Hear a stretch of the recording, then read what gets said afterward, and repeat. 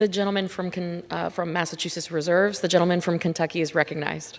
Although it's not the subject of today's resolution or any of the bills covered by this resolution, the Democrats just can't avoid talking about the release of the January 6 videos. They keep going back to it during this debate. I want to remind them that 78% of Democrats out in America support the release of all of these videos. Now, the fact that they're apoplectic about the few minutes of video that Tucker Carlson released on Monday shows that Tucker Carlson is over the target. For 2 years, they've been selectively releasing information and videos to set a narrative. And in just a few minutes, the entire narrative was challenged. I say it collapsed under the scrutiny, under the review of just a few minutes of undoctored video that came from this body. So I applaud Tucker Carlson for releasing that. The American people are right. And the Democrats, if they're so upset that only a few of these videos were released, I would remind them that they were able to release these at any point in the past.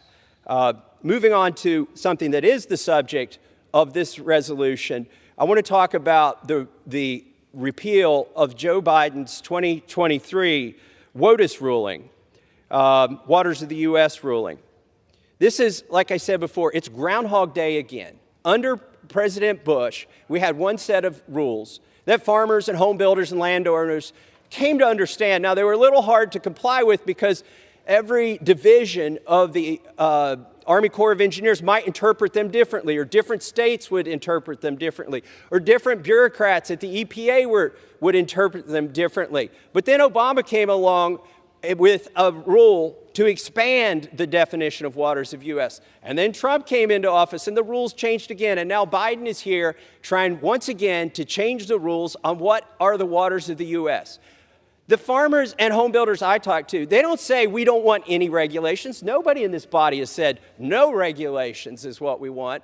The question is, give us clear, precise, understandable regulations we can follow that do not change. And frankly, those should be written by Congress. They shouldn't be made up by every administration that comes into power, yet that's what we're doing, or that's what's happened.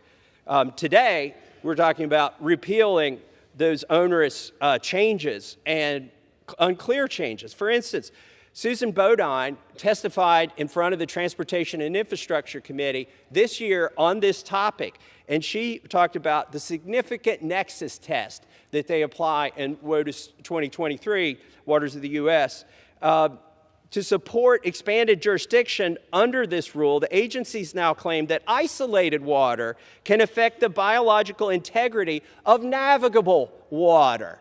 What does that mean? If you have a puddle of water that a bird lands in and drinks from and takes some seeds or some larvae, and when it drinks and then it flies to a river and deposits it in its bird droppings, or maybe as it flies over the river and it doesn't even visit the river. But if there's any kind of biological connection, and as we found, everything is biologically connected on this planet, if there's any biological connection that they can establish between a puddle of water on your property and a navigable water, then they say this is now covered under Waters of the U.S. This is ridiculous.